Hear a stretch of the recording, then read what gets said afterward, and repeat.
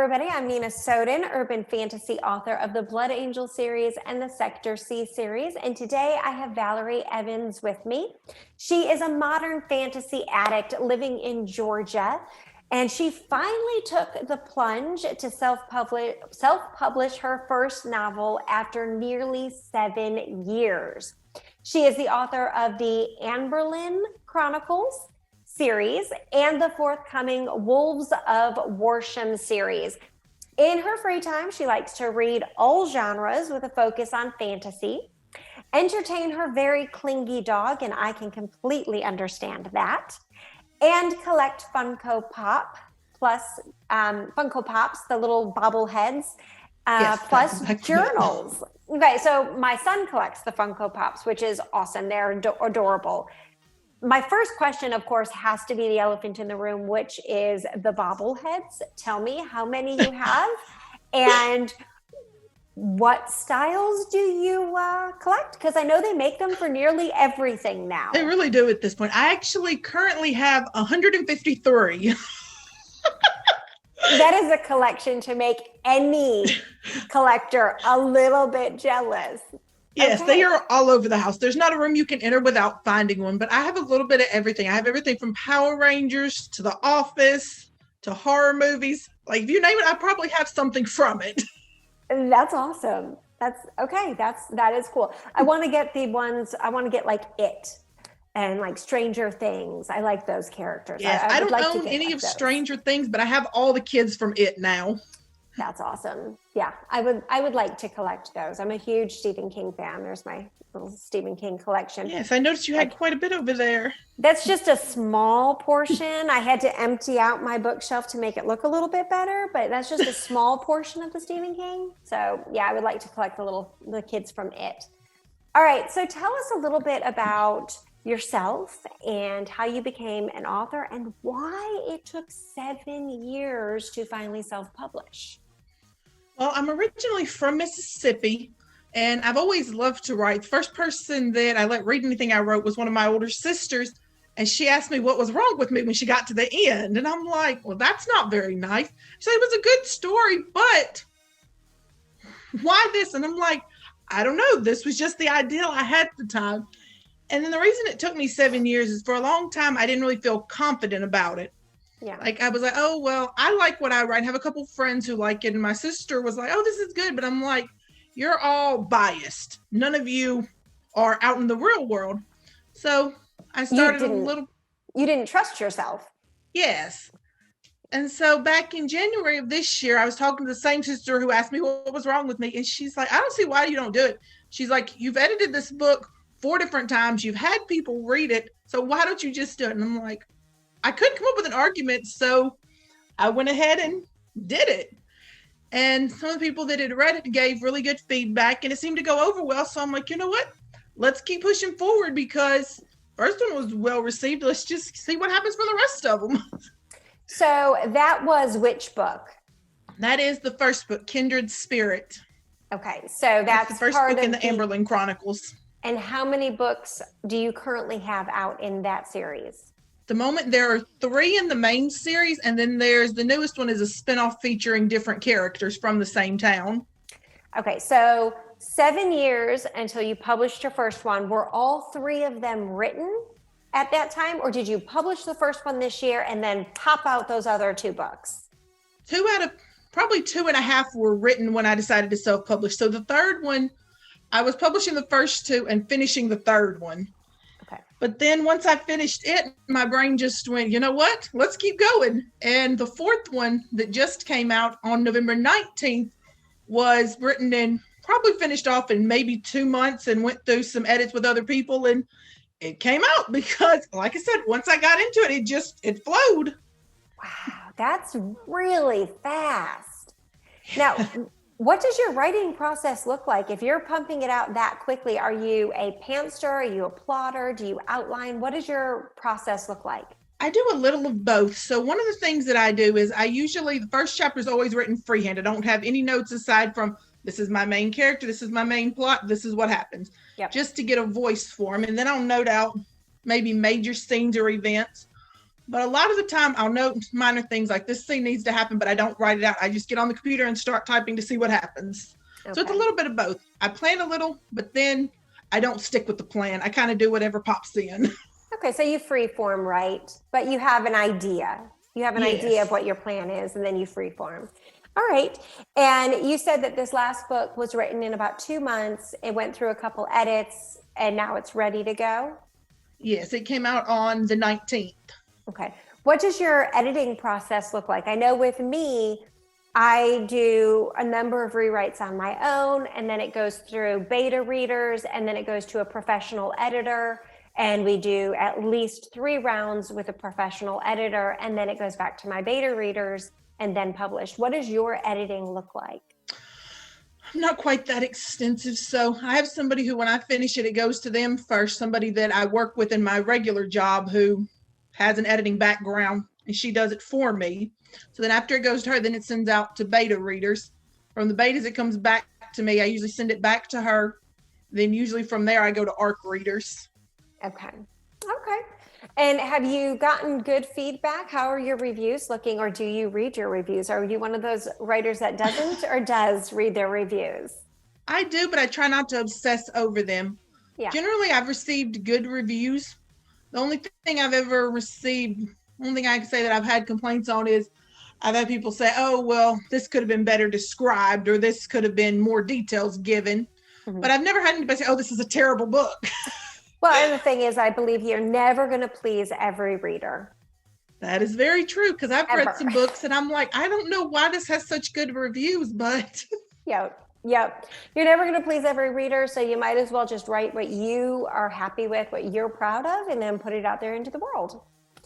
So what do you read? You said you've read some books that you're like, what? So what do you read? I read a lot of everything. So I started out reading a lot of young adult fantasy, like the modern fantasy where you always have all the vampires and things in the real world, werewolves, fairies, all that good stuff. Yep. And then I hit a point where I couldn't really deal with reading teenage anymore. Every now and again I find one, but I hit a point where I was too old to care about a 17-year-old's problems. Like, that sounds terrible. But luckily there are a lot of authors that write modern fantasy for adults. Yep, they do. So that's your main focus is modern fantasy. Is that what you write? That's predominantly what I write. But I have to admit that a lot of my paranormal romance part is inspired by the fact that I do read contemporary romance. Okay. Well, that's not, I tend to look at all paranormal stories. A lot of them, the urban fantasy, and I'm an urban fantasy author. I do write the vampires, the shapeshifters, the fairies, the witches. I do write that. I absolutely love that genre. Both of my series are young adult, new adult. And then my most recent manuscript is definitely not young adult. Not at all. But I do live in that world. I love that world when I'm writing.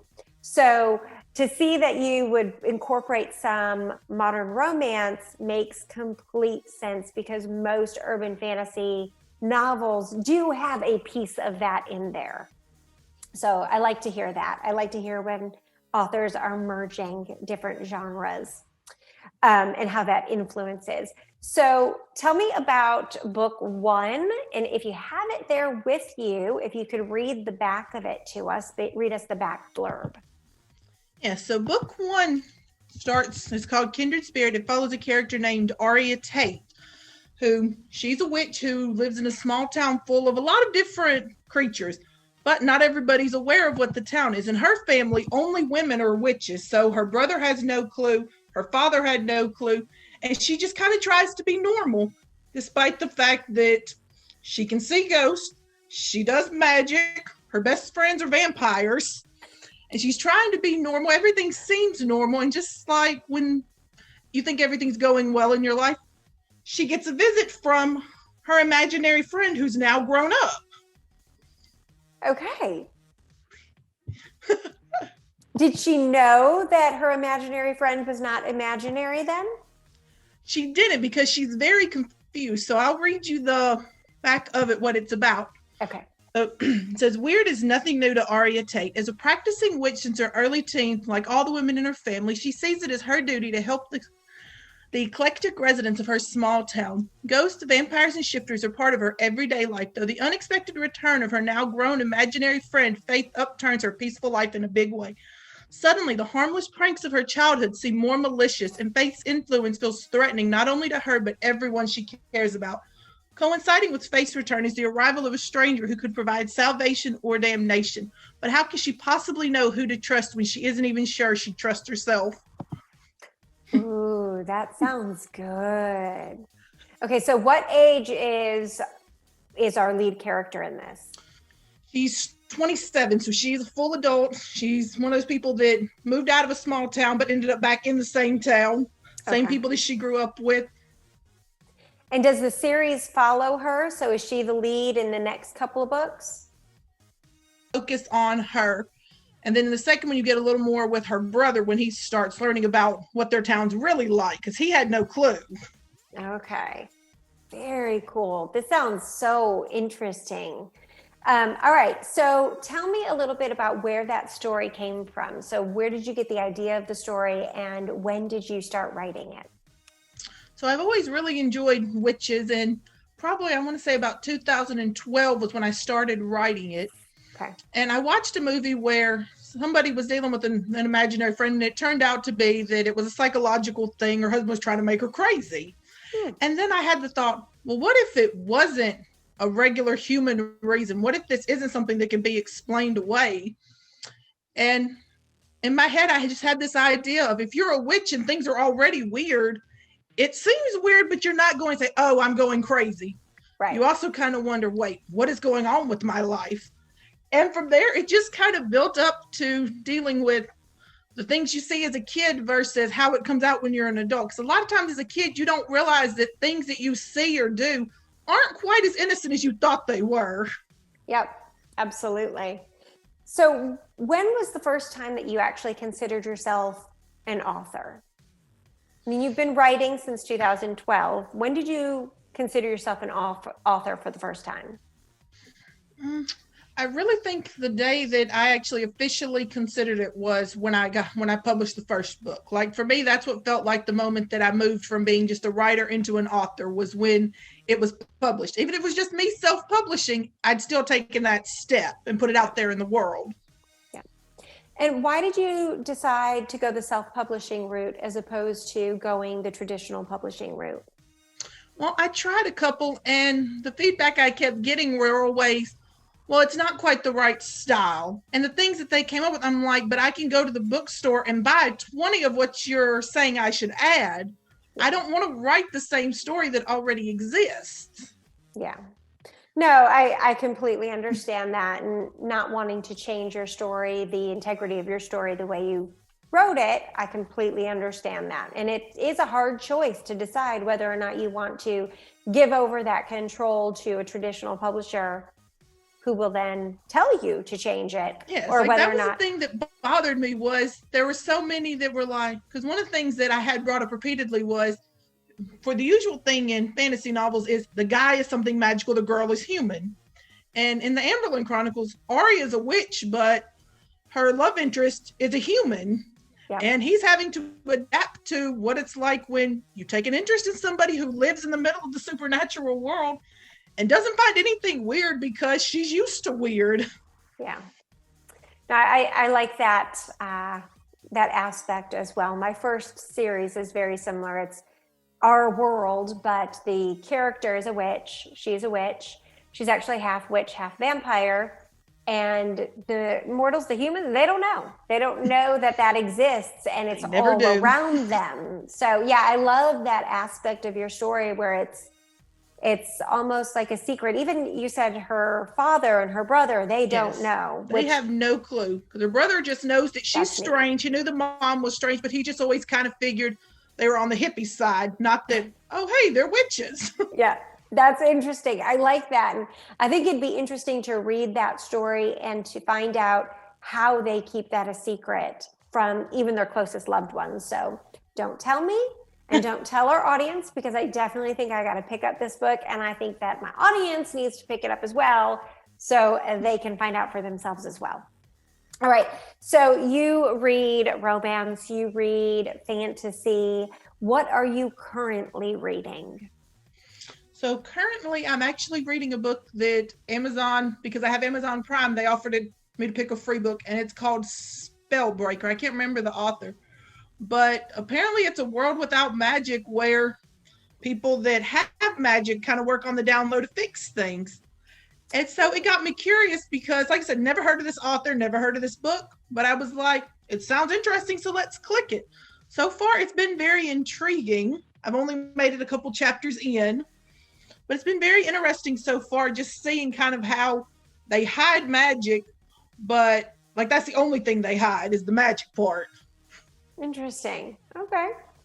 And do you prefer ebooks, paperbacks, or hardcover? I know you had previously told me that you only have ebooks in your books right now. What do you prefer to read? So I used to be very big on, I don't need ebooks. I want a real book. I want a real book. And then somebody gave me an ebook reader, and I'm like, this is really nice. I don't have to keep up with a bunch of books. I can carry 20 books in a bag with me, but I still like to buy books. If I find a book that I really enjoy, really like the cover of, I'll buy it anyway. I have several books that I have multiples of. So there's the ebook copy and the real copy. And somebody asked me, why do you need both? And I'm like, I just do. Just let me have them both. Yeah. And will your books eventually come out in paperback or hardback? That is actually what I'm working on at the moment, getting cover designs done. Because like I said, with the first three, it was kind of a, let's just do this and see what happens. Okay. So it wasn't nearly as well planned out, I would even say, as the latest one that came out. But I am currently working on getting full-size covers done so that I can get a paperback version of the trilogy together. Because the first three books, like I said, are a trilogy focusing on the Tates. Yep. Okay. Very cool. So who edits your books? You said it's a coworker? Yes, I have a coworker who she teaches with me, but before she was a teacher, she was in editing. Okay. And so when I get done with a project, I give it to her, but I haven't let the rest of my work know, hey, this is what I do in my spare time. Yeah. So have you found anything during that editing process that she was just like, get rid of it, it's not needed, and that you really loved? I mean, as authors, we have to kill our darlings sometimes. We have to get rid of things that we just are absolutely in love with because they don't push that book further, push the story further. Have you found any areas that she was just like, cut it, and you were like, oh, that it was hard for you, but you did it anyway? There have been a couple scenes where she's like, I understand why it's there, but it drags the story down. And I'm like, but I really like that scene. I really enjoyed writing it. She's like, but it messes up your story. And so I generally cut those and save them somewhere else in case I find a better use for them or can release them later as bonus scenes. Yeah. Yeah. And is there anything in the story that you didn't expect when you started writing it? Was there anything, or can you tell us a scene that you were shocked that it happened? Yeah. So one of the things that's really big for the first part of the book is Aria keeps mentioning that an accident that happened. And for the beginning book, I didn't know what it was because I only had part of them. I knew that she came home because of something, and I knew that she'd stayed at home. And when she finally opens up and admits what it is, it was more emotional than I expected. And the reaction that she got from the person she opened up to, whereas she expected this person to judge what she'd done, was more understanding that he understood why she made the choice. Even if he didn't agree with it, he understood where it came from. Mm-hmm. And I figured he'd be more upset that she'd done it than it turned out to be. Okay. Has COVID affected your writing at all? It didn't until recently. Like over the summer, I was cool. I just stayed in the house and I worked on my writing and life was great. Yeah. And then fall hit, and I don't know what happened in November. I feel like I have slowed down tremendously. Yeah. Yep. What can your readers expect from you in the future? We've got this series, but I know you have another series coming. So what is that one about, and what can we expect from it? Wolves of Worsham is a new series, and it's planned to be 5 parts. It focuses on a town called Worsham, Tennessee, that is part werewolf and part humans, but they live together. The humans are aware the werewolves live there. Werewolves are aware of the humans, and they kind of live in peace. It starts off with a character who, after some things happened, he left home and stayed gone for 12 years. And so he's coming back to a family he left behind, to a pack that he abandoned, and he's having to deal with knowing that while he's been gone for 12 years, life moved on. So one of the big problems for him is when he left, two of his siblings were 15 years old. He's back and they're now in their 20s. They're grown, and he's having to adapt to the fact that all this happened. And yet at the same time, as with Pax, not everything changed. The things he wanted to escape, kind of that control issue that's in Pax of always listening to leaders, is still there. Right. So each book is supposed to focus on one of his siblings and them not only dealing with the expectations of being wolves, but also balancing having their own lives. Okay. So stepping away from the witches and going toward shapeshifters. Yeah, towards werewolves. going more toward them. Yes, Okay. there are no creatures in Worsham except for werewolves and humans. Okay. And what do you think inspired that series? I'm really not sure what inspired that, other than, like I said, I know in a lot of contemporary romance series, you have one character and then they tend to build through families or friend groups so that you see the same characters over and over. And so I thought, why not apply the concept to something different, something supernatural? So that way the same characters are playing roles, but that also gives me something different from witches. Yep. So you selected Worsham, Tennessee. Is this a real place or fiction? It's not. It's a made-up town. All of my towns are made up. So Amberlin, actually, I've never said what state it's in because I didn't plan at the time, but all my other towns have states. So why Tennessee as opposed to your hometown where you live now or where you used to live? Why pick a town? Why pick a state like Tennessee? Tennessee's kind of like, it's got that very much that country vibe to it. A lot of it is very older. Mm-hmm. And I kind of imagined when I was imagining the town that they have more of that country vibe to them. They're not really in the big city. Like currently I live right outside of Atlanta. So I'm literally right within the city. Right. And I couldn't imagine these characters being in a big city. But I also just something about setting stories in Mississippi. I feel like a lot of places do it. A lot of writers do it. And so I thought I'd try something different, try branching out to a place that's not as well known, because you get a lot of stories in Louisiana and Mississippi. And so I kind of wanted to do somewhere a little different. Okay. Did you go to Tennessee at all to do any research? Do you do research? I know with fantasy, I mean, it's made up worlds, it's made up places. So there's not necessarily a need for research, but some fantasy authors do some research. Did you find yourself doing any of that? I do. I'd been to Tennessee previously and had pictures from old trips that I used. And then I just looked into, like I knew kind of that they lived more in like a cabin lifestyle than like apartments and things. So I just started looking into campgrounds and things in Tennessee, kind of seeing what the area was like, what people preferred. And even though it is fantasy, I always tend to think you got to find that balance of what's real and what's fantasy. If you go too far fantasy, you lose your audience that wants that modern touch. Absolutely. Absolutely. I could not agree more. All right. So you have been writing for years, but you are still fairly new as an author and a published author. So what would you say or give advice to somebody who's in those same position? They've been writing for a long time, but just don't have the confidence to put their work out there. What would you tell them? I would tell them to go ahead and take the step and don't lose the time like I have, because I was so unsure.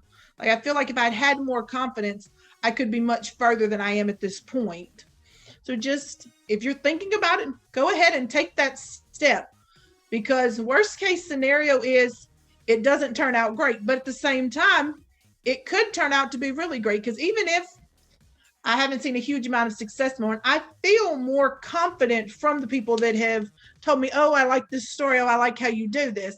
I've gained a lot of confidence by taking the risk to put it out there. Yeah. And I think too, your writing grows. The more you write, the more you put it out there, you get better. And that's just honing our craft as writers. The more you do it, the better you get. So I definitely think the more confidence you get in your writing skills, because you know that it's getting better with each and every story. All right. So is there anything else that you want to talk about that we have not yet addressed? Anything you want people to know? No, like I said, if anybody decides they're interested in the books, all 3 of them are on Kindle Unlimited. I want to say that the first 3 books are 99 cents if you want to buy them. The newest one is $1.99. I am in the process of getting paperback covers created. So, yeah. And I will include links to her books down in the description below. So if you are watching this video and you want to pick up a copy, I highly encourage you to click that link and pick up copies. Ebooks are great. You can keep them on your phone, your ebook reader. They're in your pocket. Literally, a library can be in your pocket. So pick up the books and start reading. I'm a huge supporter of indie authors, being one myself. So I encourage you to pick up a copy of her book and just start reading it. And give her a review when you are done, because we love reviews. The more reviews we get, the more people see our books. All right. That's the truth. That is, yes. And it's hard to get reviews, even for people that sit there and tell you, oh, I love the book. So please just take the 5 minutes it takes to put in the review on Amazon when you're done reading it. All right. I like to end all of my interviews with the James Lipton questionnaire from Inside the Actors Studio. It is 10 questions, super easy. There are no wrong answers. All I ask is that you don't really think them through. Just answer what comes to mind. Okay? All right. Question number 1. What is your favorite word? Asinine. I haven't gotten that one before. What is your least favorite word? I don't like the word moist. I have gotten that one before. What turns you on? Humor. What turns you off? Overconfidence. Yes. What sound or noise do you love? This is going to sound super weird, but I actually like the sound lawnmowers make. I have no clue why, but it's just a very mellow sound. So soothing. The lawnmower. Especially Like at I said, like it's super 6 in the weird. morning. 6 in the morning on a Sunday. That's great. All right. No judgment. We like what we like. What sound or noise do you hate? Nails on anything, chalkboard, wall, anything is just, oh, it's so terrible. Yeah. What is your favorite curse word? Hell. Okay. What profession other than your own would you like to try? Part of me has always wanted to try being a painter. Like painting walls or painting art? Either or. I Okay. could try out either one. Okay. What profession would you not like to try? I would never want to be a nurse or a doctor. Okay. Last question. If heaven exists, what do you want to hear God say when you arrive at the pearly gates? That's not a question I think about often. So I really don't have an answer for that one. Do you often think about what your favorite word is, or what your No, least I just favorite word happened, is? I heard that word like back when I was in high school because a teacher gave us extra credit for writing it on something they were doing, some survey, and it was stupid, and he gave us extra credit if we'd write asinine across it and turned it in. So the word stuck. I guess it would. Yeah, I can see that. All right. Well, that is the end of my questions. Thank you so much for doing this interview with me. Thank you. I've enjoyed it. I appreciate it. I enjoy this. So this has been a lot of fun. And if you are watching this video and you've made it all the way to the end, please make sure you click like, subscribe to my channel, and comment below. If you have a question for Valerie that we did not cover, go ahead and put it in the comments below so that she can see it and answer it. Otherwise, check out her book by clicking the link in the description. Bye, everybody. That's it for today.